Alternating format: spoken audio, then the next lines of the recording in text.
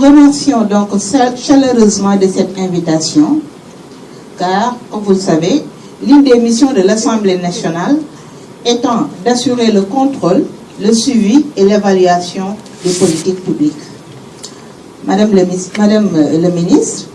l'équité et l'égalité de genre constituent une priorité pour le gouvernement du Sénégal. Elle fait l'objet de politiques publiques ambitieuses axées sur l'émergence à l'horizon 2035 et l'atteinte des ODD d'ici 2030, particulièrement ou précisément l'ODD 5. En effet, nous avons suivi avec beaucoup d'attention et un grand intérêt les orientations données en Conseil des ministres par M. le Président de la République pour l'évaluation de la SNEC 2. La SNEC que vous conduisez avec beaucoup de cohérence et d'efficacité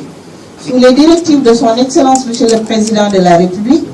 et avec le soutien des partenaires techniques et financiers et de la société civile, a défini des objectifs atteignables et mesurables. L'atelier national de lancement et de suivi de l'évaluation à mi-parcours de la SNEC 2, qui nous réunit ce jour, traduit donc et de manière exemplaire l'expertise et l'approche participative que vous déployez à cet effet. Nous vous en félicitons,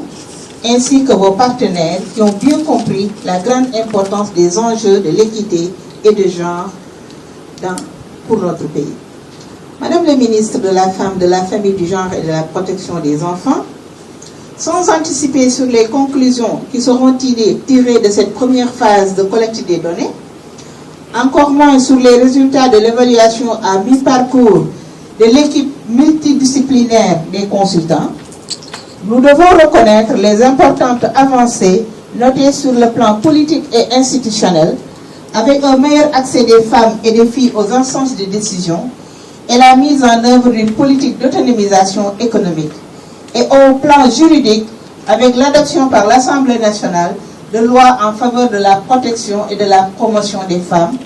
par exemple la loi sur la criminalisation du viol et de la pédophilie et la loi sur la nationalité. Mais il y a aussi lieu de craindre des reculs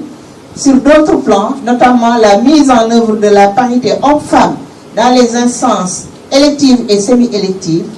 et celle de la Convention sur l'élimination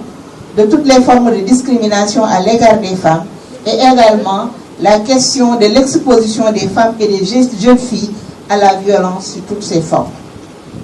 Madame la ministre de la Femme, de la Famille, du Genre et de la Protection des Enfants, c'est en étant tout à fait consciente de ces importants défis à relever que je vous exprime en ma qualité de présidente de la Commission de la Santé, de la Population, des Affaires sociales et de la Solidarité nationale notre total soutien dans la mise en œuvre, le suivi et l'évaluation de la SNEC 2. Enfin, j'adresse mes sincères remerciements au système des Nations Unies,